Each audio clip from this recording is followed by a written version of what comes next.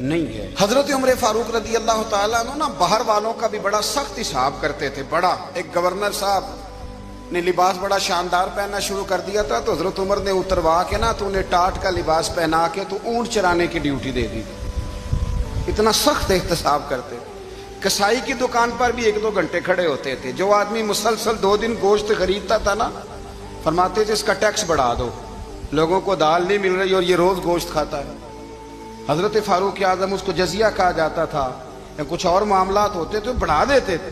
مسلسل جو 2 دن آدمی گوشت کھاتا تھا، فرماتے تھے مدینے میں غربت ہے، اگر یہ والا نظام تم کرو گے تو غریب لوگ کس کی طرف دیکھیں گے۔ لیکن اس سے زیادہ بڑھ کر جو ان کی زندگی کا معیار اور سٹیٹس تھا وہ یہ تھا کہ اپنے گھر کا خاص خیال رکھتے، خاص توجہ کرتے۔ ملک شام سے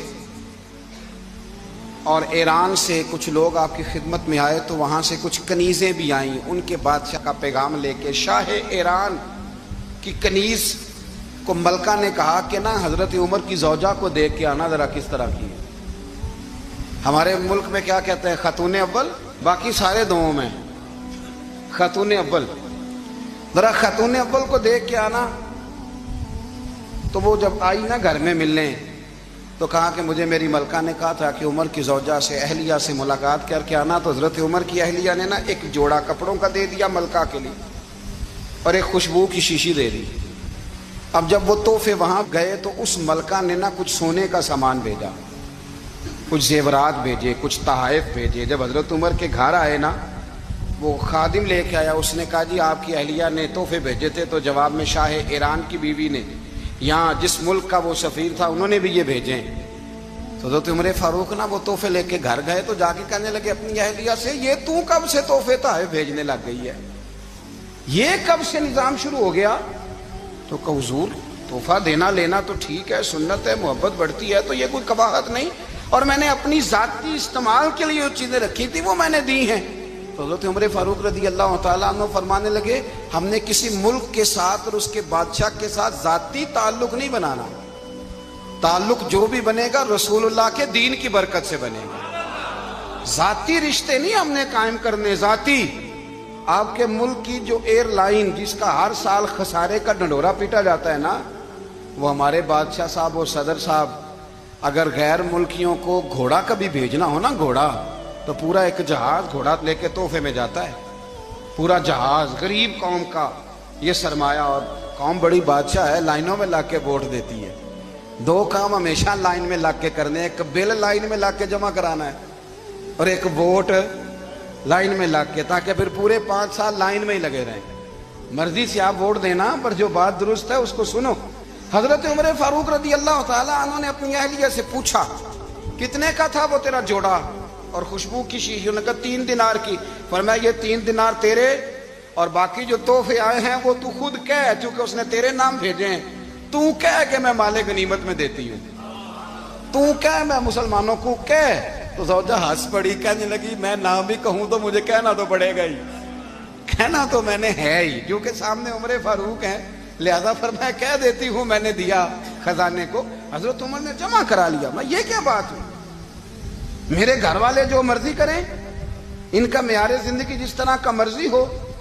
اور حضرت عمر ایک جملہ کہا کرتے تھے، اللہ کرے کہ یہ باتیں اس دور حاضر میں ہماری سمجھ میں آئیں۔ حضرت عمر فاروق رضی اللہ تعالیٰ عنہ اپنے بچوں کو فرمایا کرتے تھے کہ بہت آدمی کو بھوک لگی ہو نا، اور پھر اس کی پسند کا کھانا پکا ہو، جتنے شوق سے وہ اس کھانے کو دیکھتا ہے نا، فرمایا اس طرح پوری قوم اپنے بادشاہوں کے خاندان کو دیکھتی ہے، اس تیزی کے ساتھ دیکھتے ہیں کہ ان کے گھر میں کیا ہو رہا ہے، ان کا معیار زندگی کیا ہے، ان کا سٹیٹس کیا ہے۔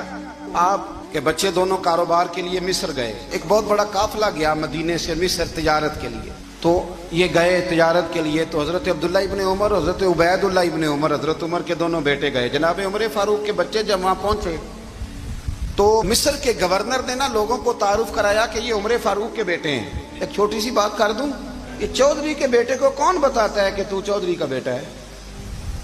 باہر والے بتاتے ہیں، گھر والے۔ اور سیٹھ صاحب کے بیٹے کو کون بتاتا ہے کہ تو سیٹھ صاحب کا بیٹا ہے؟ اور مالک کو کون بتاتا ہے کہ تو مالک کا بیٹا ہے اور یہ کرایہ دار ہے؟ یہ کون بتاتا ہے؟ یہ سوچ ہم دیتے ہیں بچوں کو. چودھری اور کمی کی سوچ، امیر اور غریب کی سوچ، مالک اور کرایہ دار کی سوچ، گھر کے مالک کی اور کام کرنے والے کی سوچ، یہ ہم دیتے ہیں. یاد رکھنا یہ ہم دیتے ہیں، یہ ہمارا مزاج ہے، یہ باہر سے نہیں آتی. تو کوئی شہزادہ ہے، تو سیٹھ ہے، تو نواب ہے، یہ سوچ باہر سے نہیں آتی. یہ اماں سوچ دیتی ہے، اماں، یہ ابا سوچ دیتا ہے. اور پھر جب تباہی اترتی ہے تو اس کے ذمہ دار بھی باہر والے نہیں ہوتے، گھر والے ہوتے ہیں. گھر والے. ہمارے بچوں کی طبیعتوں پر زیادہ نقش باہر والوں کا نہیں ہوتا، گھر والوں کا ہوتا ہے. یاد رکھیے گا. حضرت عمر فاروق رضی اللہ، بچے ہیں، شہزادے ہیں، وہ کاروبار کرنے گئے اور وہاں بتایا گورنر صاحب نے کہ یہ فاروق اعظم کے بچے، امیر المومنین کے.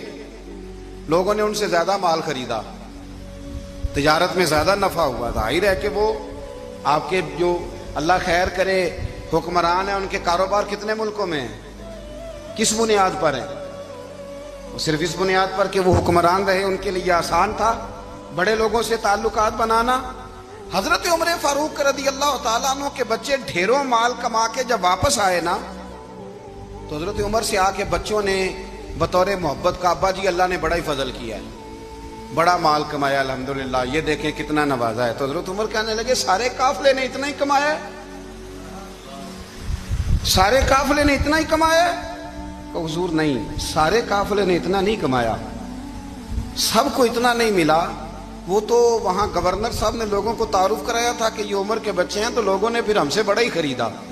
تو حضرت عمر فرمانے لگے ٹھیک ہو گیا، میں بات سمجھ گیا. اس طرح کرو، جو تمہاری اصل زر تھی نا، جو راز تھی، وہ رکھ لو اور باقی سارا مال مال خزانہ میں جمع کرا دو. اس لیے کہ یہ تم نے تجارت نہیں کی، یہ تم نے اپنے باپ کا نام بیچا ہے، یہ تم نے امیر المومنین کے بیٹے ہونے کا فائدہ اٹھایا ہے. فرمایا یہ تمہارا نہیں حق، یہ مسلمانوں کا ہے، اس لیے کہ یہ مال تم نے محنت سے نہیں کمایا، یہ باپ کی کرسی کا فائدہ اٹھایا ہے. اور فرمایا اگر تم نے مال جمع نہ کرایا تو میں مال بھی لے لوں گا زبردستی اور کوڑے بھی ماروں گا، ڈبل سزا دوں گا. مرضی سے جمع کراؤ گے تو کوڑوں سے بچ جاؤ گے. بڑے بیٹے نے تو جمع کرا دیا، تو چھوٹا تھوڑا پریشان ہوا. تو حضرت عبداللہ ابن عمر چھوٹے بھائی کا ماتھا چوم کے کہنے لگے بیٹے چپ کر کے جمع کرا، یہاں بھی فخر کر کے ہم عمر کے بیٹے ہیں، اور قیامت میں بھی فخر کریں گے کہ ہم فاروق اعظم کے بیٹے ہیں. یہاں بھی ناز کریں گے اور وہاں بھی ناز کریں گے کہ عمر کے بچے ہیں. ہمارے باپ نے خود بھی حلال ہی کھایا ہے، اور جب ہماری کمانے کی باری آئی ہے تو ہمیں حکم بھی حلال کھانے کا دیا. بھائی ہمارا مزاج نہیں. بچہ جب لے کے آتا ہے 2 لاکھ روپیہ تو کبھی پوچھا کہاں سے آیا ہے؟ جب وہ پہلے دن غلط دوستوں کے پاس جا کے بیٹھتا ہے تو کبھی نکالا گھر سے اسے؟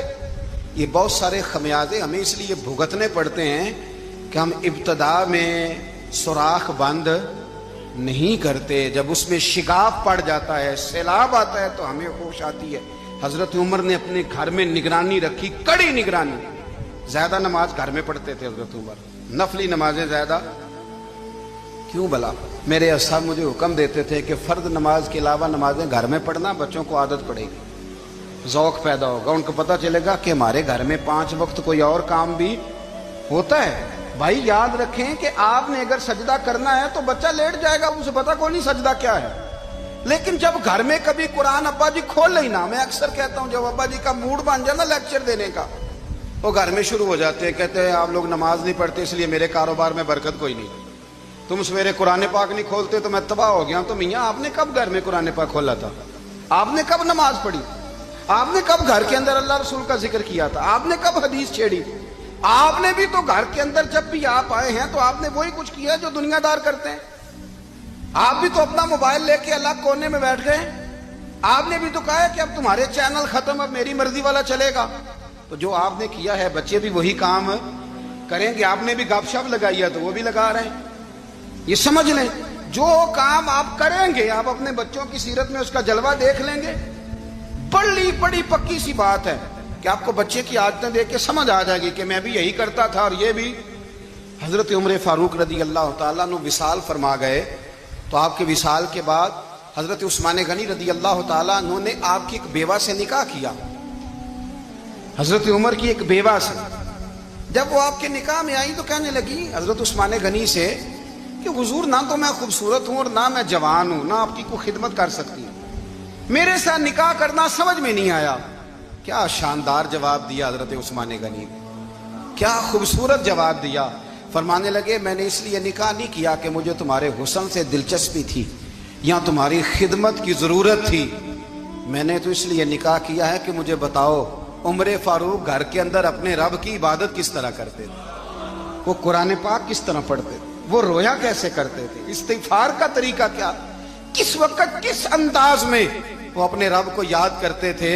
اس لیے کہ عمر کئی دفعہ گھر سے آتا تھا تو میں اس کے چہرے پر نور دیکھا کرتا تھا، میں روشنی دیکھتا تھا، ایک معیار دیکھتا تھا۔ نکاح اس لیے کیا ہے کہ مجھے عمر کی جو گھر کے اندر کی عبادت ہے اس سے آگاہ کرو، تاکہ عثمان غنی بھی چاہتے ہیں اس طرح کے عمل کرو جس طرح کہ عمر فاروق کر کے گئے ہیں۔ بھائی جب تک ہم اپنے گھر میں وہ توجہ نہیں دیں گے، وہ مزاج دیکھیں نا، ہمارے گھروں میں جب نقشہ پاس ہوتا ہے تو ٹی وی لان بھی اس میں ہوتا ہے، ڈرائنگ روم بھی ہوتا ہے، نماز کی جگہ بھی ہوتی ہے نقشے میں۔ صحابہ جب گھر بناتے تھے تو ایک مسجد بیت کا نقشہ پاس کرتے تھے، ذہن میں رکھتے تھے کہ یہ کونا نماز کے لیے، وہاں جوتے لے کے کوئی نہیں جائے گا، وہاں نماز پڑھی جاتی تھی، عورتیں وہاں اعتکاف کرتی تھی۔ ٹی وی لان تو آ گیا ہے اور گھر کے اندر ٹی وی رکھنے کے لیے تو ایک کمرہ الگ سے بنا دیا گیا ہے، اور اب جو نئے نقشے پاس ہو رہے ہیں اس کے اندر گھروں کے اندر جگہ بنائی گئی ہے جہاں کمپیوٹر رکھے جائیں گے، اور بچوں کے لیے وائرنگ ہوگی نیچے تاکہ انہیں کوئی مشکل درپیش نہ ہو۔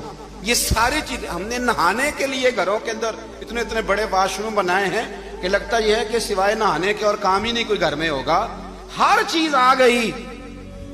پر اللہ کرے کوئی تفسیر بھی ٹیبل پہ پڑی نظر آئے، کوئی حدیث کی کتاب بھی ٹیبل پہ پڑی نظر آئے۔ اللہ کرے کہ جس طرح ابا لطیفہ سن کے آتا ہے تو جب تک سنا نہ لے اسے ہضم نہیں ہوتا، اللہ کرے کہ وہ جمعے میں بیان سن کے جائے تو اس کا بھی دل کرے میں اپنے بچوں کو سناؤں، وہ نبی پاک کی کوئی حدیث کہیں سے سنے تو گھر جا کے سنائے۔ جب تک یہ معیار نہیں بنتا، آپ کیسے توقع کرتے ہیں کہ گھر کے اندر اللہ کی رحمتیں نازل ہوں گی؟ آپ یہ کیسے توقع کرتے ہیں کہ گھر کے اندر وہ معیار اور وہ مزاج بنے گا؟ حضرت عمر فاروق نے ذاتی زندگی پر جو توجہ دی، گھر والوں کے معیار پر جو توجہ دی حضرت عمر فاروق رضی اللہ تعالیٰ عنہ نے، وہ بھی بڑی دیدنی ہے۔ حضرت ابو موسیٰ اشعری کو نا آپ نے وزیر خزانہ بنایا تھا، تو حضرت ابو موسیٰ اشعری کہتے ہیں کہ حضرت عمر کو شیخ خزانے میں رہنے تو دیتے نہیں تھے۔ ایک دن نا میں صفائی کر رہا تھا اس کمرے کی جس میں خزانہ رہتا تھا۔ ہمارے تو ملک میں جو جاتا ہے وہ صفائی کر کے ہی جاتا ہے، اللہ خیر کرے۔ اور خیر معیار بدلتا ہے، جو پچھلی حکومت ہوتی ہے وہ قرضہ اٹھاتی ہے، وہ باہر سے جاتی ہے تو قرضہ لے کے آتی ہے، اور جو نہیں آتی ہے وہ کہتی ہے ہمیں پیکج مل گیا ہے، وہ قرضہ نہیں اٹھاتے۔ ان کو کیا ملتا ہے؟ یعنی پچھلی نے قرضہ لیا تھا اور ہم نے، واہ جی واہ کیا خوبصورت انداز ہے، اس کا نام بدل کے نا، انہوں نے قرضہ لیا تھا اور ہم نے، میں کہا بڑے شاندار سیانے بندے ہو گئی۔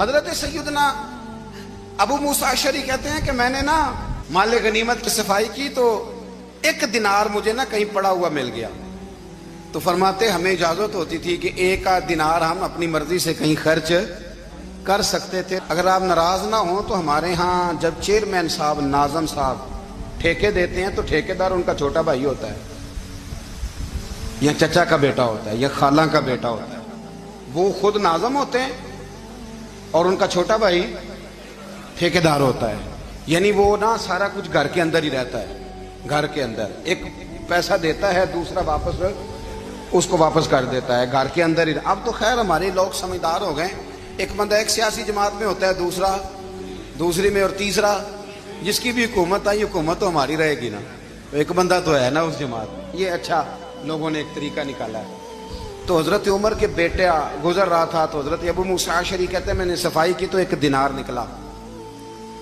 تو میں نے وہ ایک دینار نا حضرت عمر کے بیٹے کو دے دیا، میں نے کہا لو بیٹا اپنے چچا کی طرف سے تحفہ۔ تو گھر جا کے انہوں نے حضرت عمر کو بتایا کہ چچا نے پیسے دیے ہیں، چھوٹے بچے تھے۔ حضرت عمر نے حضرت ابو موسیٰ اشعری کو بلا لیا اور بلا کے فرمانے لگے میں تو تمہیں اپنا دوست جانتا تھا اور تم نے میری اولاد کو ہی دنیا دار بنانا شروع کر دیا، میرے بچوں کو ہی تم نے دنیا دار پیسوں پہ لگانا شروع کر دیا، میں تو تمہیں یار سمجھتا تھا۔ فرمایا تمہیں چاہیے تھا میرے بیٹے کو نصیحت کرتے کہ بیٹا پیسوں سے رب راضی نہیں ہوتا، اس کی رضا والے کام کیے جائیں تو رب راضی ہوتا ہے۔ اور فرمایا تمہیں کوئی اور گھر نہیں ملا تھا تباہ کرنے کے لیے، میرا ہی گھر ملا تھا، اٹھاؤ اپنا دینار اور خبردار آج کے بعد میرے بچوں کے ساتھ یہ والی نیکی نہ کرنا. اور ہمارا کیا سٹیٹس ہے؟ دوستی ہے یہ اس سے جو تحفے زیادہ دے, جو بچوں کو خراب کرنے میں مدد زیادہ کرے, اس کے ساتھ گرانا. حضرت عمر نے گھر پہ اور سب سے بڑھ کر اپنی ذات پہ توجہ کی. حضرت ابو مالک رضی اللہ تعالیٰ عنہ کہتے ہیں میں عمر کے پیچھے پیچھے ایک باغ میں گیا, اکثر اس باغ میں جایا کرتے تھے, اور عمر جا کے نا تو درخت کے نیچے بیٹھ گئے اور فرمانے لگے او امیر المومنین, اللہ سے ڈر جا, ورنہ جس رب نے حکومت دی ہے وہ عذاب بھی بڑا دے گا. ڈر جا رب سے. کبھی ساری زندگی حضرت عمر نے اپنا کوئی تعارف نہیں کرایا, کبھی نہیں. ایک بندے نے آپ کے سامنے تعریف کر دی آپ کی تو فرمانے لگے تو خود بھی ہلاک ہوا اور مجھے بھی ہلاک کر دیا, کیا ضرورت پڑی ہے میری تعریفیں کرنے کی؟ اتنی دیر میری تعریف میں لگائی, اللہ کا ذکر کرتا رب تجھے ثواب دیتا, حضور پہ درود پڑھتا تو رب تیرے اوپر رحمتیں نازل کرتا. کس چکر میں ہے؟ نبی پاک صلی اللہ علیہ وسلم کی حدیث ہے مسلم میں طبرانی میں, حضور نے فرمایا آؤ میں تمہیں پچھلے زمانے کے ایک ایماندار نوخیز ولی اللہ کی بات سناؤں.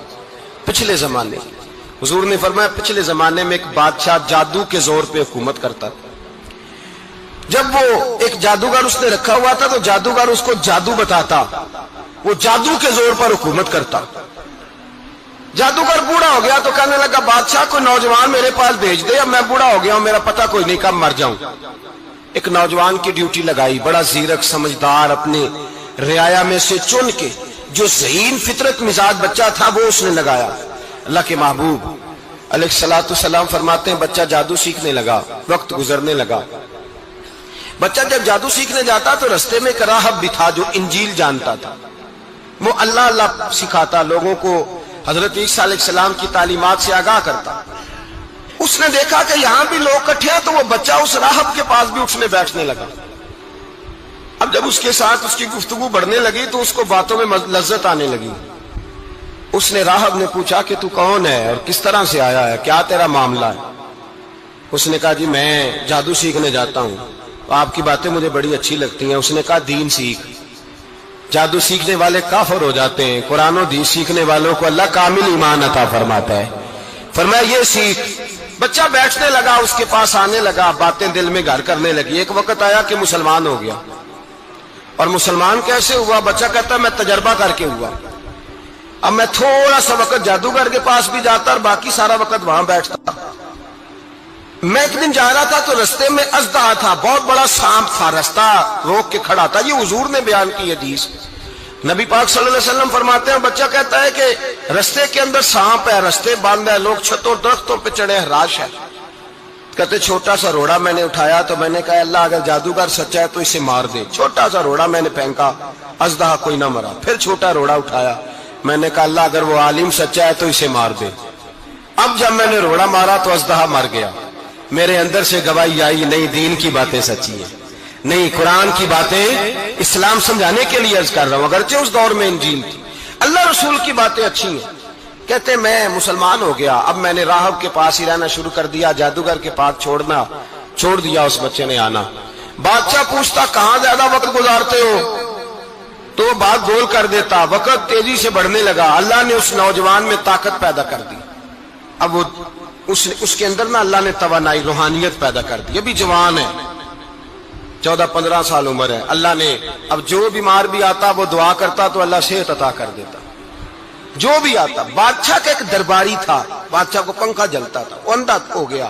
کوئی ایسی تکلیف آئی کہ نابینا ہو گیا, بڑے علاج کرائے, شفا نہیں ہوئی. کسی نے اس بچے کا پتہ بتایا کانوں میں.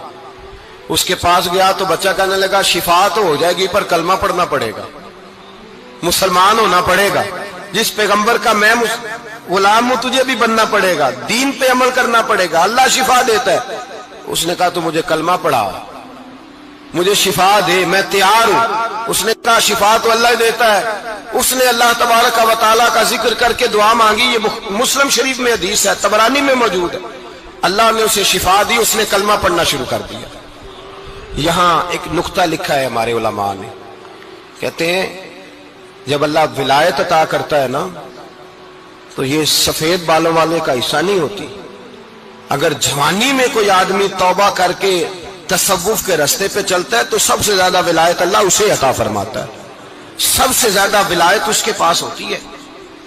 ابھی اس کے بال کالے ہیں، چڑھتی جوانی ہے، دعا کی تو اللہ نے، اور حدیث پاک میں موجود ہے کوڑے آتے تو شفا یاب ہو جاتے، اندھے آتے تو شفا یاب، برس والے آتے تو اللہ سے دے، جوان ہے۔ بادشاہ کے پاس وہ واپس گیا، وہ جو آدمی جس کی آنکھیں ٹھیک ہوئی تھی، بادشاہ نے پوچھا کہ کیسے شفا ملی؟ تو کہنے لگا میرے رب نے شفا دی ہے۔ بادشاہ سجدے کراتا تھا، اپنے آپ کو منواتا تھا، معاذ اللہ، کہنے لگا میرے علاوہ کون رب ہے؟ اس نے کہا وہی رب ہے جس نے تجھے پیدا کیا ہے، اور وہی رب ہے جس نے مجھے اندھے کو آنکھیں دی ہیں، وہی ہے میرا مالک۔ کہا اچھا تو مجھے نہیں مانتا؟ کہا نہیں، میں اپنے رب کو مانتا ہوں۔ بادشاہ نے اسے سزا دی، ستایا، اس نے بچے کا پتہ بتایا، پھر بچے کو بلا کے ستایا تو اس راہب کا پتہ بتایا، راہب بھی قتل ہو گیا، نابینا بھی قتل ہو گیا۔ بادشاہ نے کہا سپاہیوں سے اس بچے کو لے جاؤ اور پہاڑ کی چوٹی پہ جا کے نیچے پھینکو تاکہ مر جائے۔ بچہ پہاڑ کی چوٹی پہ گیا تو ہاتھ اٹھا کے کہنے لگا یا اللہ میرے لیے نہیں اپنے لیے، میرے لیے نہیں اپنے لیے انہیں اپنی قدرت کے جلوے دکھا، میرے لیے نہیں۔ اللہ کے بندے اپنی جان بچانے کی دعائیں نہیں مانگتے، اپنے لیے انہیں اپنی قدرت کے جلوے دکھا۔ یہ دعا مانگی، جتنے لوگ ساتھ آئے تھے وہ سارے زمین پہ گرے اور سب مر گئے، پہاڑ سے گر کے مر گئے۔ بچہ واپس سیدھا بادشاہ کے پاس کہنے لگا لو بھائی میرے رب نے مجھے بچا لیا ہے۔ جوان کا ایمان دیکھو، میرے رب نے مجھے، بولو میرے اللہ نے مجھے ایمان کی گواہی دے رہا ہے، میں بچ گیا ہوں، تو جھوٹا ہے، میرا رب سچا ہے۔ اس نے کہا لے جاؤ اس کو دریا میں، کشتی میں بٹھاؤ، بیچ دریا کے جا کے دھکا دے دو۔ بیٹھے کشتی میں، دریا کے بیچ گئے، اور جب جا کے وہاں اس کو دھکا دینے لگے تو اس نے کہا اللہ میرے لیے نہیں اپنے لیے انہیں اپنی قدرت کے جلوے دکھا۔ بس ایک طوفان سا آیا، جتنے سپاہی ساتھ آئے تھے ڈوب کے مر گئے۔ وہ بچہ اٹھا اور سیدھا پھر بادشاہ کے پاس، اسی کے پاس کہنے لگا لو بھائی میرے رب نے مجھے بچا لیا ہے، تیرے پاس آیا ہوں۔ وہ کہنے لگا تو کیا مصیبت میرے گلے پڑ گئی ہے، کیسے جان چھوٹے گی؟ تو بچہ کہنے لگا اگر تو مجھے باندھے درخت کے ساتھ اور سارے ملک کو بلائے، لوگوں کو اکٹھا کرے، پھر تو مجھے تیر مارنا، میں تجھے بتاؤں گا کیسے مارنا ہے، میں مر جاؤں گا۔ اللہ کا بندہ نوجوان ایمان دیکھو، مرنے کے طریقے بتا رہا ہے، میں تجھے بتاؤں گا میں کیسے مروں گا۔ یہ بات کہی، بادشاہ نے سارا مجمع جمع کیا، ملک سارا باہر آ گیا، درخت کے ساتھ باندھ دیا۔ کہنے لگا بھائی لوگوں یہ مجھے مارنا چاہتا تھا، مار نہیں سکا، اب میں اسے بتانے لگا ہوں کہ میں کیسے مروں گا۔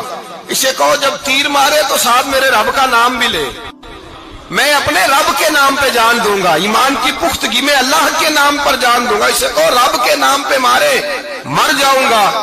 بادشاہ نے اللہ کہہ کے تیر مارا، پیشانی میں لگا، بچے کی روح پرواز کر گئی، جتنا مجمع کھڑا تھا سارا کلمہ پڑھ کے مسلمان ہو گیا، سارے مسلمان ہو گئے سارے۔ میرے رسول پاک سید عالم صلی اللہ علیہ وسلم نے نوجوانوں کو بتایا جب تمہارے اندر ایمان کی قوت آئے گی تو اللہ تمہاری مدد کرے گا۔ فرمایا وہ نوخیز ولی تھا، ابھی جوان رانا تھا، ابھی اس کی پیشانی پر جوانی کے آثار تھے، لیکن اس نے اللہ کو راضی کیا، رب کریم کو راضی۔ ولایت کا مطلب بڑھاپا نہیں، ولایت کا مطلب وہ نہیں کہ جب بڑا لمبا وقت گزر جائے تو پھر آدمی آئے کہ نہیں اب کیا کرنا ہے، اب مسجد ہی ہے، اب تو اس کے علاوہ گزارا ہی کوئی نہیں۔ تو اس وقت کا آنا اللہ کی بارگاہ میں قبول تو ہے، لیکن شاباشی اسی کو ملتی ہے جو جوانی کا وقت آئے، جو عین اس وقت آئے جو وقت میرے رسول پاک علیہ السلام کے غلام عبداللہ ابن عمر، حضرت عبداللہ ابن عمر رضی اللہ تعالیٰ عنہ فرماتے ہیں کہ میں نکلا، مجھے سفر کے لیے جانا تھا، تو تھوڑی سی کھجوریں، تھوڑا سا سرکہ، ایک شہد کی بوتل، چیزیں میں نے سفر کے لیے ساتھ رکھ لی۔ میں جب مدینے سے باہر صحرا میں نکلا نا تو رمضان نہیں تھا، غیر رمضان تھا۔ میں نے ایک نوجوان کو دیکھا بکریاں چرا رہا ہے، بکریاں چرا رہا ہے، اے جوان۔ آپ فرماتے ہیں اس کا چہرہ بڑا نورانیت والا، گرد پڑی ہوئی پر بڑا حسین۔ فرماتے ہیں میں نے اس کو کہا کہ آ جاؤ کھانا کھا لو، روزے بھی نہیں تھے۔ کہنے لگا نہیں میں نے روزہ رکھا ہوا ہے۔ فرماتے ہیں میں نے کہا پتہ کروں کہ نیرا نیک ہی ہے کہ پرہیزگار بھی ہے؟ نیک وہ ہوتا ہے جو نماز پڑھے روزہ رکھے، پرہیزگار وہ ہوتا ہے جو گناہ سے بچے، وہ پرہیزگار ہوتا ہے۔ کہا پتہ کروں پرہیزگار بھی ہے کہ نہیں؟ کہتے میں قریب گیا تو میں نے جا کے اس کو کہا بھائی تیری بکریاں بڑی پیاری ہیں، میرا دل کرتا ہے ایک بکری مجھے دے دو۔ کہتے وہ جوان، غربت بھی، پریشانی بھی، پر دامان توکل کی یہ خوبی ہے کہ اس پر پہ بند لگے ہوتے ہیں دھبے نہیں ہوتے. غربت ہے. کہا جناب ایک بکری دے دو. آنے لگا جناب بکریاں میری نہیں, بکریوں کا مالک کوئی اور ہے. کہتے میں نے آزمانے کے لیے کہا کہ بکریوں کے مالک کو کہنا ایک بکری بھیڑیا لے گیا ہے, کہہ دینا بھیڑیا لے گیا ہے. تو کہتے اس نے میری طرف دیکھا, گرد سے اس کے بال اٹے ہوئے, آنکھوں میں روشنی, چہرے پہ اطمینان, لب و لہجے میں ایمان کی طاقت, نوجوان. کہنے لگا حضور بکریوں کے مالک کو تو کہہ دوں گا بھیڑیا لے گیا ہے, جب عرش کا مالک پوچھے گا تو کیا جواب دوں گا, اللہ کو کیا جواب دوں گا. کہتے ہیں میں کانپنے لگا اس کی بات سن کے, واپس آیا, جو کام نکلا تھا وہ چھوڑا, واپس لوٹ آیا. میں نے پتا کیا کس کا غلام ہے, پتا چلا فلاں آدمی کا ہے. کہتے میں نے پہلے غلام خریدا, پھر پتا کیا تیرے پاس بکریاں کتنی ہیں, اس نے کہا 400. کہتے میں نے مالک سے ساری بکریاں خریدی, پھر غلام کو بلایا, پھر وہ بکریاں تحفے میں دی, تحفے میں. کہنے لگا حضور یہ سارا کچھ مجھے کیسے ملا؟ میں نے کہا تیرا ایمان بڑا پختہ تھا تو میرے رب نے تجھے انعام عطا فرمایا ہے. سیدنا عمر فاروق, میرے نبی پاک علیہ السلام نے فرمایا فرشتے 950 سال میرے عمر کی شان بیان کریں تو ختم نہیں ہو سکتی. اتنا بڑا شخص عمر فاروق, اتنا بڑا آدمی. ایک دن اعلان کیا عمر فاروق نے, لوگوں مسجد میں آؤ بات کرنی ہے. امیر المومنین کا پیغام ہے سارے مسجد میں آ جائیں. کھچا کھچ مسجد نبی صحابہ سے بھر گئی, اور ایسا جب اعلان ہوتا تھا تو صحابہ دوڑ کے آتے تھے, شاید کو جنگ ہے, شاید کسی نے حملہ کر دیا ہے, شاید کوئی نئی بات ہے. دوڑے آئے لوگ, مسجد نبی کھچا کھچ بھر گئی.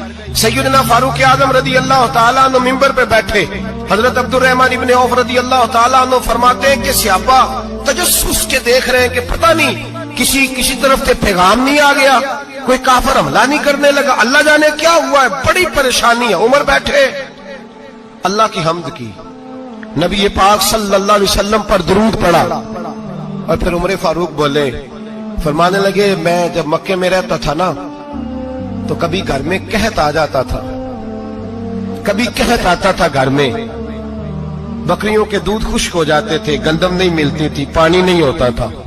تو فرمایا میری اماں مجھے خالہ کے گھر بھیج دیتی تھی.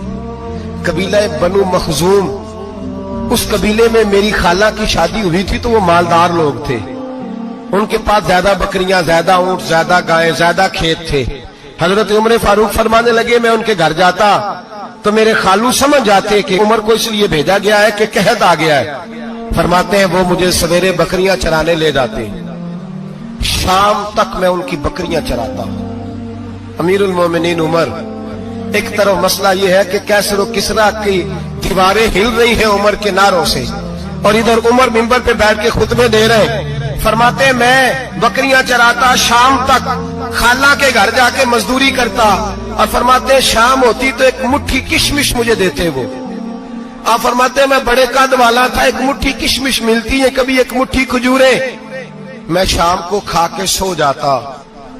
کئی مہینے یوں ہی گزرتے تو میری اماں کا پیغام آتا کہ حالات صحیح ہو گیا, میرے بیٹے کو بھیج دو. یہ بات کہی, حضرت عمر رونے لگے, اور پھر کہنے لگے اب وہ وقت آیا ہے کہ لوگ مجھے امیر المومنین عمر کہہ کے پکارتے ہیں. بس یہ 2 باتیں کی. عمر نے کہا چلو ظہر کا وقت ہو گیا, اذان پڑھو, اٹھو نماز پڑھے, اٹھو. اذان ہوئی, اقامت ہوئی, جناب عمر نے نماز پڑھائی, لوگ چلے گئے تو سیدنا عبد الرحمن ابن عوف یارانہ تھا جناب عمر سے, بازو پکڑ کے کہنے لگے عمر سیاڑا بندہ یار تو یہ 2 باتیں سنانے کے لیے اتنا مجمع اکٹھا کیا تھا, یہ 2 باتیں کہنے کے لیے کہ میں خالہ کے گھر جا کے مزدوری کرتا تھا تو ایک مٹھی کشمش ملتی تھی, ایک مٹھی کھجورے, یہ کہنے کے لیے کہ میں بکریاں چرایا کرتا تھا. تو حضرت عمر فاروق رضی اللہ تعالیٰ عنہ پھر روئے, پھر آنکھوں میں آنسو آئے. کہنے لگے عبد الرحمن آج نا مصر شام سے کچھ لوگ آئے تھے اور وہ بتا رہے تھے کہ عمر تیرا ڈنکا وہاں بھی بڑا بجتا ہے. وہ مجھے کہہ رہے تھے تیرے نام کے وہاں بھی بڑے دبدبے ہیں, بڑے تذکرے ہیں. تو میرا نفس مجھے کہہ رہا تھا عمر دیکھا تو یہاں بیٹھا ہے اور وہاں تیرے نام کا شور ہو رہا ہے, مجھے اس نے بڑا کیا ہے. تو میں نے آج مصطفیٰ کے سارے غلام اکٹھے کر کے اپنی اوقات بتا دی ہے.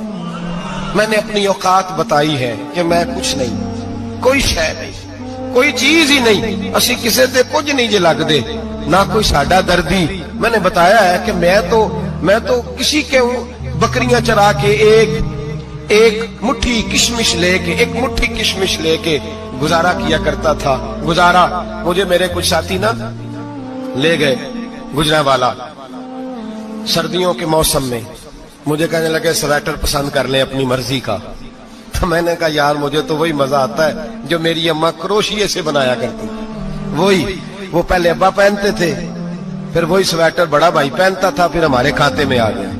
اور پھر اس کی تعریفیں ہوتی تھی غربت چھپانے کے لیے. اس کی تعریفیں ہوتی تھی بڑی محنت سے بنا ہے جی, کیا بات ہے, بڑا گرم ہے. تو اب چھوٹے بھائی کو دے دیا جائے. ہم نے کہا وہی زمانہ دیکھا ہے, وہی رنگ دیکھا ہوا ہے اور اس پر فخر ہے. اب تو لوگ جب کچھ ہو جاتا ہے نا, 2-4 لوگ جاننے لگتے ہیں تو لوگ فٹافٹ دعویٰ کر دیتے ہیں خاندانی رئیس اعظم ہوں, بڑی بات ہے. ایسی کوئی بات نہیں. جس کو اپنا آپ یاد رہتا ہے اسے خدا بھی یاد رہتا ہے. جسے اپنا آپ یاد رہتا ہے اسے رسول اللہ بھی یاد رہتے ہیں.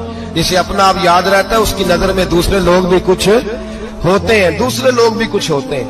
میں عمرے کے لیے حج کے لیے جاتا رہتا ہوں, رب مجھے اپنے فضل سے بلا لیتا ہے. تو میں ایئرپورٹ سے نیچے اترا تو ایک صاحب میرے جاننے والے تھے, دوڑ کے آئے اور مجھے کہنے لگے کیا بات ہے, سنا ہے اس دفعہ آپ سعودی ایئر لائن سے آئے, سیدھا مدینہ شریف آئے, کیا بات ہے آپ کی.